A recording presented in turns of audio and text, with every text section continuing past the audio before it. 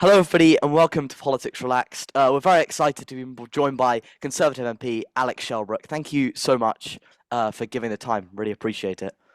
Um, Mr. Felix?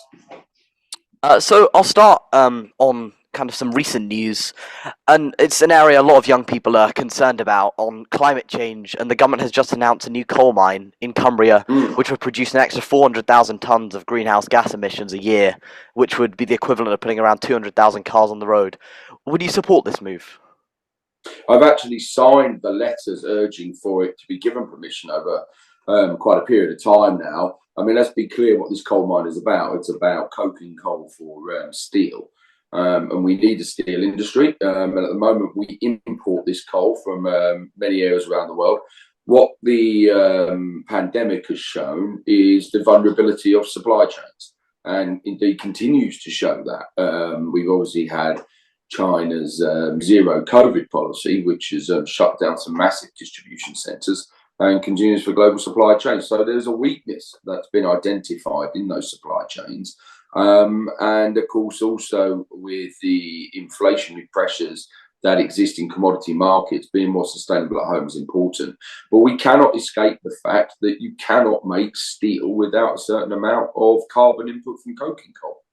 Sure, but I just come back on that slightly because the vast majority of coal producers will still need to export this coal because the coal that this mine is going to produce is too high in sulfur for those coal companies to actually use for steel. So I'm still just a little bit unsure as to why we would need this coal mine.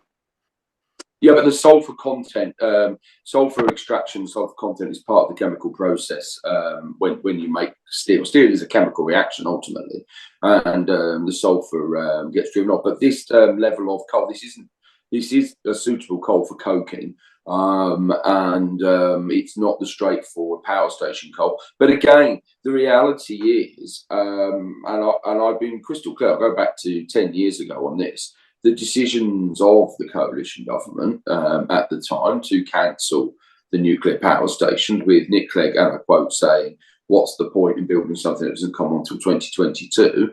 has meant that, and I wrote indeed a letter to the Energy Secretary back in 2017, where I was concerned about where the spare capacity would lay in our generation system, shows that in terms there are coal-fired power stations may well have to be extended. And I think the other thing we need to bear in mind in all of this is that we're securing supply chains for ourselves and indeed some export market. But the European Union scrapped all of its green targets in order to get countries to sign up to the COVID recovery fund. And we see emissions coming out of Germany of really dirty coal that's being burnt. And it's part of that bigger picture. But let's not get away from the fact just how much CO2 this government has removed from production of industry, in terms of what comes out in cars, and of course in terms of the growth in renewables. And I think we've reduced by 50% in the period we've been in. So this is not to say that, which I think it gets looked at sometimes in the moment and say there's a climate crisis and you're increasing CO2, but actually in the mix of it, we are one of the leading countries in the world that has stripped CO2 out of our economy. Sure. I'm going to move on a little bit. I mean, you had experience in procurement. Obviously, it wasn't to do with health, but do you understand why or how Michelle Mone was given this 30 million contract, that 30 million pound contract from the taxpayer? Well, I mean, I know as many details as you know, and we'll see what comes out. But I think there's a big bit being overlooked in all of this, is that this is another hindsight argument. Yes, a lot of restrictions and the normal checks were lifted, and there's no doubt about that. And whenever you do that, there's going to be the fact that some people will try and take advantage of that. And maybe she did, maybe she didn't. I don't know. We've seen the allegations, we haven't seen the outcomes of it. But we had Sky News following container vessels at Turkish airports. We didn't have PPE. It was a worldwide crisis. It showed up the control of stock issues in the NHS, where they had warehouses of PPE that had never been rotated. So when they used it, found it was all out of date, couldn't be used because it had just been sat totally wasteful environment and be going on for decades. And so people were just running out to procure PPE from wherever.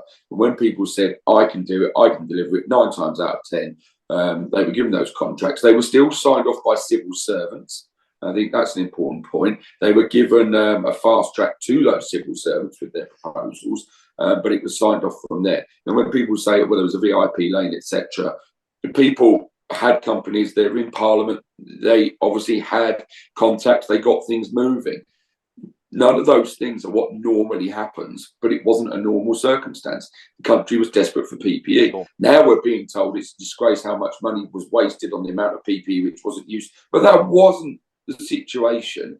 And I will take criticism of people who criticised it at the time, but they didn't. And, you know, Rachel Reeves herself put in writing, not just suggested, but in writing, a whole host of people who had come to her. And, you know, we know that some of them were football agents and some of them were companies that had been incorporated the day before. So that's not to make the point about whether that was right or wrong. It's to say that people were just desperate to find supplies of PPE. Sure. I think there's going to be a lot of people who are slightly skeptical of that when the Mirror reported that the UK's biggest PPE supplier was ignored while the VIP lane contracts got given out to people like Matt Hancock's pub landlord. So I'm not sure how much scrutiny that actually stands up to. Well, we don't know. All of these are allegations, and there is the investigation to take place. But the reality is this, is that there wasn't, a lot of people said they could do things and then ultimately couldn't. And at the time, we were trying to react immediately. Yesterday, we needed it yesterday. The whole way that stock controls had taken place were obviously found to be wanting. And, you know, it was all very well, some of these companies saying that they were the big suppliers. They couldn't get in the materials from overseas. They weren't manufacturing purely at home. They were having to get materials in from overseas. It was a highly complex global supply issue. And that comes back to our very first question about how global markets and the global supply chains are now being totally reassessed. Okay. That's an interesting point. If she is found, obviously this is an ongoing proceeding that is happening right now. But if it does come out that she's found guilty of doing this, what do you think is the appropriate reaction that the Conservative Party should take to rebuild that trust with the electorate? Wow, I mean, look, she's a lord, and she has now had the whip suspended. And if she's found guilty of a criminal offence, it will be up to the courts to decide what her punishment are. All political parties have their issues, and I heard on the radio this morning or last night, whenever it was, they said, well, there are currently 5 Conservative MPs suspended. They never mentioned the fact there's 7 Labour MPs who have lost the whip, that actually there are now more independent sitting MPs in the House of Commons than there are Liberal Democrats. So it can have a bias skew to painting a picture one way or the other. But the reality is it does nothing to improve the standing of politicians across all parties. And if advantages have been taken this way, then it's right. There should be a criminal investigation, as there should be with all people, and the court should come to their judgment and put out the appropriate punishments. So I need a bit of a swig of my tea and lose my voice. All right, sure. I wanna go back a little bit. You backed Liz Truss in the leadership race and then chose to be a minister under her. I just wonder how did it go so wrong, and why were so many Conservative MPs backing her when it was then clear that she obviously didn't really know what she was doing? No, I fundamentally disagree with that analysis. There was, again, a set of circumstances that didn't allow the normal trailing of economic policies, and then showed up some real weaknesses in the system. So first of all, there was a period of time where we couldn't trail things because for obvious reasons, and then you were into a very narrow construct of a window of having to bring in an energy price cap before you got to the 1st of October, when we were all going to go up over £1,000 on our bills. And it had to be done before the party conference season started in Parliament sitting. So that Friday was the last day. What the markets reacted to was the cost of the energy price cap. And I still think that was the right thing to do. But they didn't like this 150 billion tag. But the reality is that these market reactions lasted 5 days. And then the market calmed itself down. We still have only a 92%, I say only 92%, but 92% debt to GDP ratio. Germany's about 87%. The rest of the G7 are way over 100%. There was no reason for things to be reacted to. What I think is more concerning is the fact that when we saw the threat to the pension funds, the Bank of England stepping in, is that having spent over a decade re-regulating the banks under several different colours of government, nobody seemed to look at pension funds. And if they can't last a 5-day turmoil in the market, then they seem to be playing fast and loose with how things go. And that needs further investigation. But ultimately, there are a whole set of circumstances. But if you are to ask me, do I think that over the long term, we should be reducing taxes on business to allow those businesses to grow and invest and be able to increase wages? And I will always say to you, yes, I think that we're in a situation where the markets are demanding that we keep increasing taxes and the public are demanding that we keep increasing spending. At some point, that is going to go pop. I mean, I think we're missing out on the key aspect of why the markets were so lost confidence in Liz Truss so quickly, and it was because there were so many uncosted tax cuts, and I just didn't hear any mention of that in your answer there, which I'm very surprised about. Well, they weren't uncosted. It was made specifically clear that we would borrow to invest in business by not increasing the taxes on business and saying that the everyday spending would be carried by continuing borrowing in those areas until revenue grew. Remember that there weren't tax cuts. They were about not doing tax increases, which still at this point have not come into being. So you were looking at the revenue cost of the government and saying, well, we're not going to increase tax on business by 6%. And therefore that money will be borrowed, and also saying that we weren't going to start paying down the debt for another 2 years on what was borrowed in COVID. So they were very different circumstances as to saying that there were the tax cuts. Was it a mistake to quickly say we were going to knock the penny off income tax?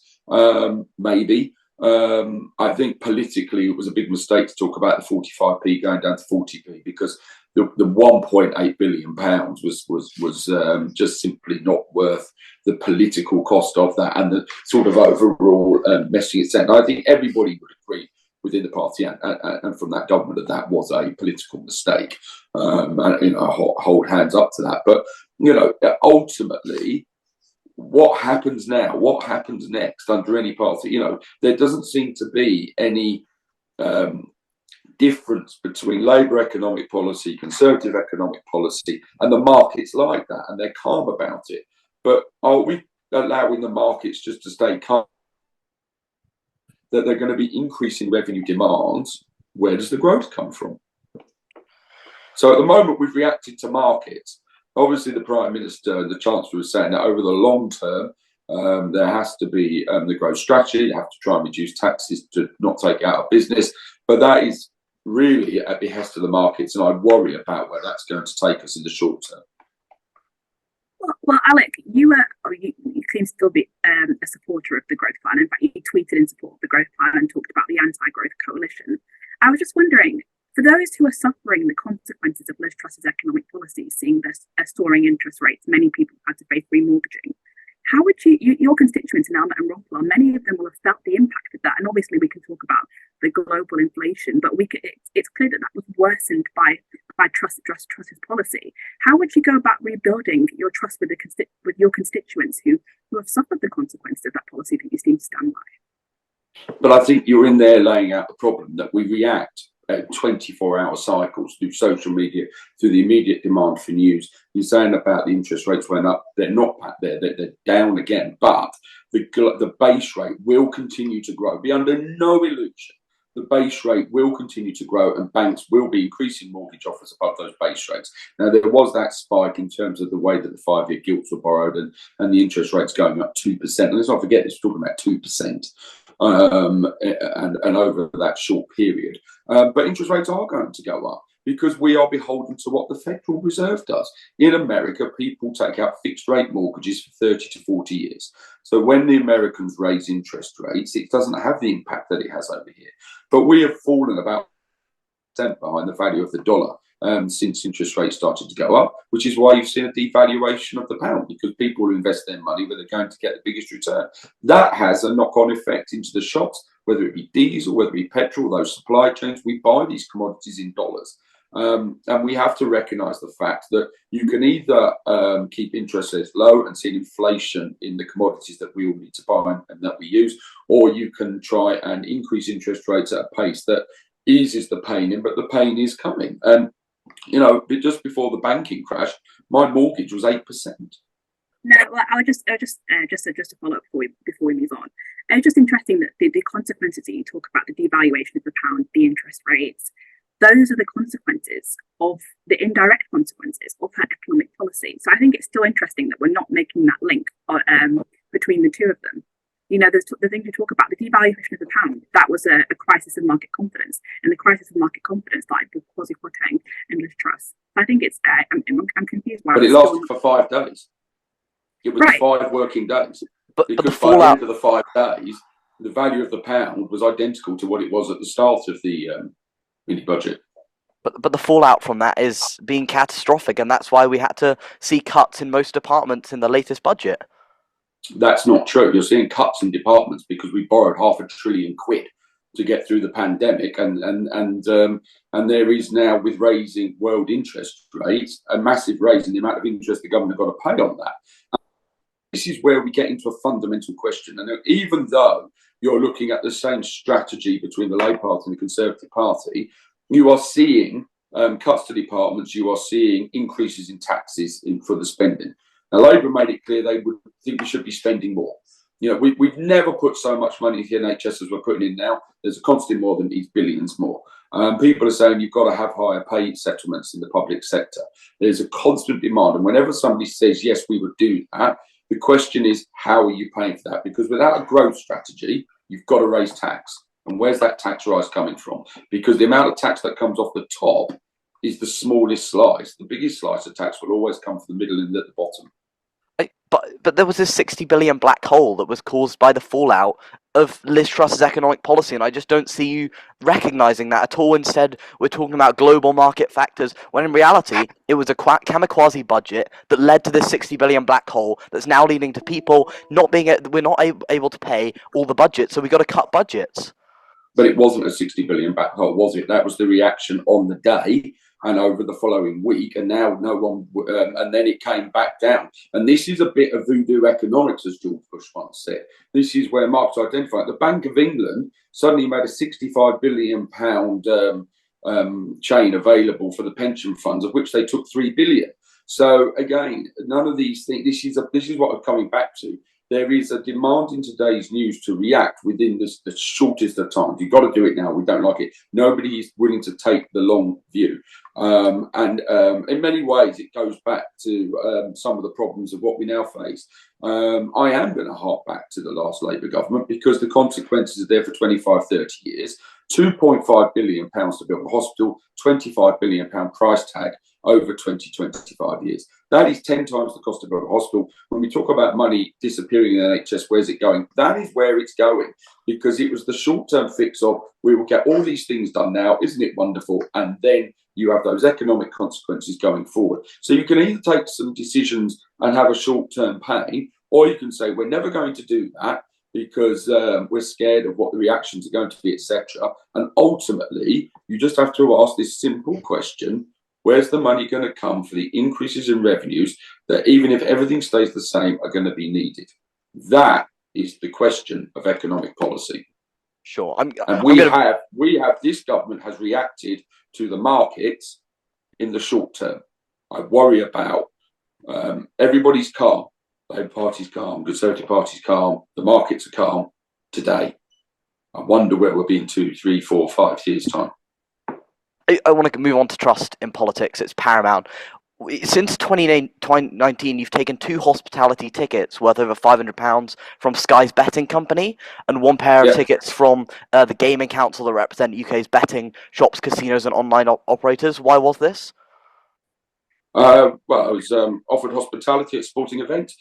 I have contacts with a perfectly legal industry. It's important to recognise in a market that's moving very swiftly in terms of online as to what the consequences and how we need to legislate to make sure that responsible gaming industry is able to operate and bring in the controls and the balances that are important within that industry against the change in technology. The corporate world and business, that is how it works. And many people do it from all parties.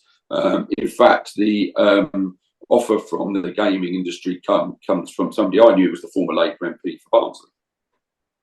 But I mean, in general, I mean, I know lots of MPs do this, but do you think it's right that we have these big industries influencing our politicians by buying them nice gifts? Well, it's the way the world works, is that you want to meet people, you get invited to corporate events and you meet a whole host of people. That's what people do. It's how business operates. It's cross-party. It's always gone on, and everything is declared. So if I am to make an intervention and say something, I will say that I refer people to my register of interest. You can then take a opinion on where I'm coming from in the comments that I make, and therefore, you know, it's above board dealing with what is a very big GDP generator for this country, something that millions of people enjoy doing, but making sure for the people where it becomes a problem that we're trying to put checks and balances in place, which of course is true in any industry, say in the pub industry or in the gambling industry, etc.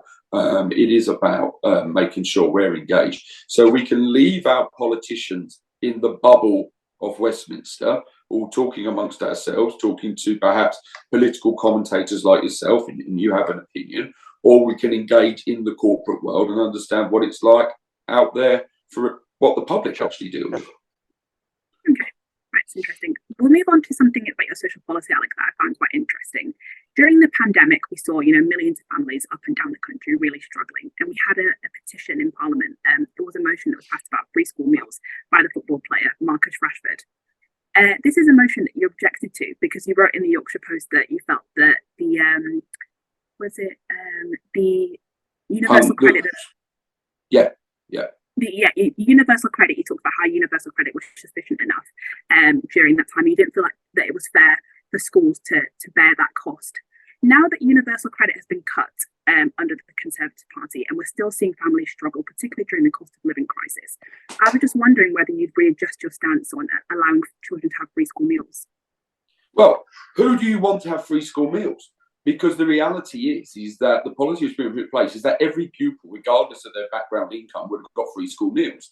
Now, if we are talking about scant resources, are we seriously saying that people who don't need them get them automatically, and that's money which won't go to the poorest because it has to be spread out? You've got the Hungry Schools programmes where it's millions of pounds, £64 million in Leeds alone, to be spent over school holidays in with the poorest families who are on those programmes. And the universal credit, what happened was there was a benefit increase through the pandemic of £20, because in the same way that people were getting furlough payments, and that lasted throughout the pandemic. It wasn't a cut in that sense. It was a move forward. The taper rate since then has been brought down on universal credit, and of course it's just been increased by over 10% in line with inflation. So there's been no real terms cut. There was the boost to incomes during the pandemic in the same way that people were paid their salaries, but I still believe that you shouldn't just have a blanket policy where people who do not need the resources are getting it, which means there's less resources for where it's needed. Okay, well, let's readjust that quickly. So say if the policy was passed and there was a better clarification about who was receiving these meals, and it was children who were the most vulnerable in society, who were coming to school hungry, would you change your stance on that? But that's what we do.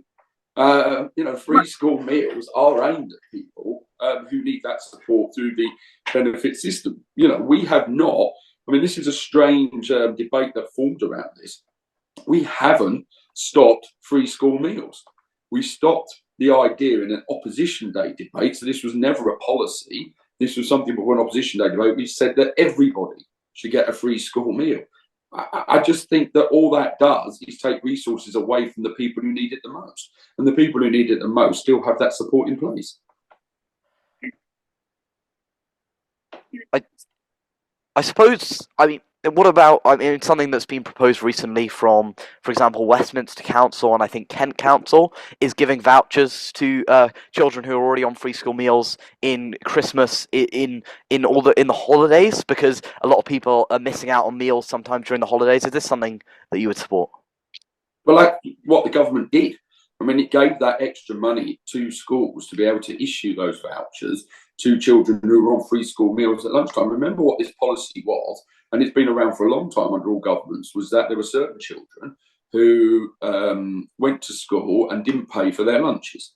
It then moved into that support being outside of school and being in the school holidays. And those vouchers you're speaking about were a policy of this government.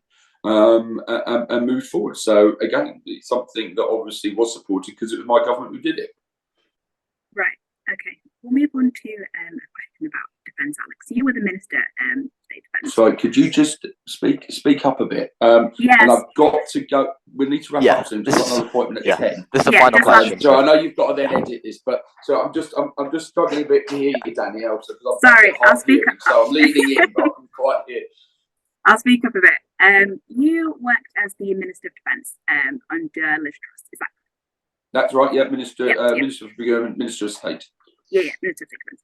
I was just wondering how you, what your opinions are on Rishi Sunak's approach to China. Obviously, some of your Conservative colleagues have come out and said it's similar to the appeasement policy during World War II. I was just wondering, since you've had experience in that, what do you think of his approach to foreign policy and his?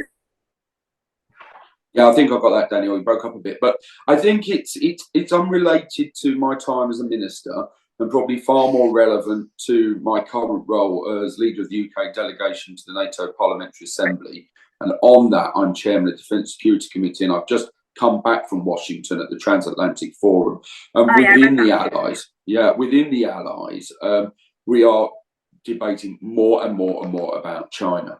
I think there's a balance to be had. Now, the Prime Minister has said that the golden era of Chinese relationships is over. So I think he's drawn a bit of a line there. He has drawn a line there and said, we're not doing what's been going on for the last 20 years of saying we've got to be hand in glove with China. We've got to recognise that this is a state that does interfere in other states and indeed breaks the laws in many ways and is recognised as a threat. You know, the debates that we've been having this week is where's the balancing act between not allowing China to dominate in the way it wants to dominate and recognise the threat that comes from that, but equally recognising that China is very dependent on the Western G7 market for its own economic growth and has actually really not backed Putin in perhaps the way that Putin was expecting. I mean, it has obviously given much more support to Russia than one would hope, but at the same time has one eye on, and all dictators do this, they watch what other dictators do and what the reaction of the West will be, and then they sort of put their policy around that. So I think it's not straightforward. The Prime Minister, I think appeasement is entirely the wrong description because he's moving us from a hand-in-glove relationship to the golden era is over. The young people, the Conservative Party have historically struggled with attracting the young vote. You know, take 2019, for example, when only 21% of the 18 to 24-year-old category voted for the Conservative Party. One of the key issues that puts on the home ladder. One of your constituents wrote to you in 2016. I don't know if you remember this, Mark Wales, and he talked about how home ownership felt like a pipe dream to him, and the housing in Wetherby had become so unaffordable. How would you respond to young people worried about the housing crisis? How would you get them to vote Conservative? What are the Conservative Party going to do to tackle this problem? Well, of course, it's interesting that you mentioned Wetherby because there are hundreds of houses being built now across at the racecourse site in Wetherby, which has room for expansion for further houses. That has been, once again, challenged locally as a lot of people didn't want it. And I said, no, I supported it. It had to happen. I think that it's an appropriate place to build housing. There have been other projects that have come forward which have been inappropriate. But if you look at the spatial plan, you take the area through the east of Garforth, down the Ridge Road, there's land allocated there for house building. Across this constituency, there's actually been land allocated for thousands of houses. There's a big development taking place in Collingham now. There's huge development in Woodlesford at Fleet Lane has been going on for a few years now, building out. Big development near Allerton Bywater has been going out. So houses are being built. There is a complexity to the housing market, and there is a complexity to planning law. But again, the reality of when we look at the statistics, certainly in this constituency, is that we are above national house building. I think that there is always a cycle with the young people and the way they vote. In 2010, the number of students who were members of the Conservative Party at Leeds University was more than all of the other parties added together. And that's because all of those people had only ever known really a Labour government. Now, people of that age have only really known a Conservative government, and the wheel turns and then they look for change. And so the vote of young people goes up, it goes down, because this is people starting off in their sort of awareness of the political world, and they look for alternatives. As people get older, they remember certain things from the past. But it's not true to say that there isn't house building happening in this constituency. And indeed, the Wetherby situation is quite interesting because, of course, we also had a whole big development which has only just been finished or might still be going on at the top end of Wetherby as well, at Spofford Hill on the way out of Wetherby. So there is a lot of house building taking place. Yeah. But the reality is low interest rates has inflated house prices because people could borrow more and pay more. Right. What were you going to say, Felix? Oh no, go ahead if you want to. Yeah, just one point, Alec. What was in the letter was that the constituent was actually aware that houses were being built around in Wetherby, just as you say.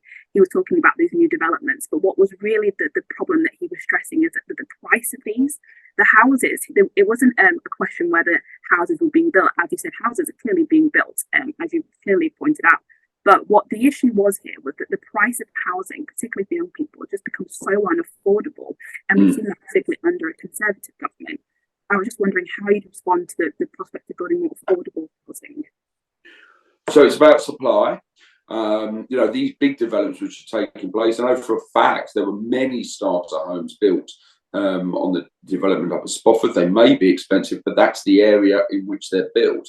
If you can get a supply being built over several years, you tend to hover the price around the same price. But it's also, and this is an interesting thing, going back to how young people, when they've only known one government, will look for that alternative. Because if you go back to the last Labour government, I bought my house in 1999, and in 2010 sold it for 4 times the price I bought it for, just over that period of a Labour government. And actually the price of that house hasn't changed hugely in the time since. So there is house inflation, and it depends on different areas where you go, but it's not a Conservative Party issue per se. It is an issue of a whole range of points of, there's been a stall on the number of houses built, there's been a society itself has not woken up to the change that took place. And what I mean by that is my parents, so I'm 46, my parents are 30 years older than me. In the early 1970s, in fact, they met at the very end of the 1960s, but the early 1970s, they lived with their parents until they got married, and then they bought a house together. In fact, they started off in a static home at first until they could afford to buy. They got married in 1972. They bought their first house together in 1974. But fundamentally, they lived with their parents before they got married. That's not society now. We go off to university, we buy separate houses. Now, my sister and I are now both married. And obviously, we've got a house with our spouses. But we had our own homes before we met our spouses. And so even if there'd been no population change, the change in society effectively doubled the number of houses or homes that were needed, and it didn't keep up with that. And when you look just in Garforth alone and Wetherby, and Rothwell, those areas had massive house building across the 1970s, the 1980s, the Wimpy estates, etc. When we look to build large developments, often the people who bought those houses are the ones opposed to any other houses being built. And it takes a long time to get to the planning process. Thank you very much for taking the time. Thank you to you for watching the video. Please like and subscribe, and thank you.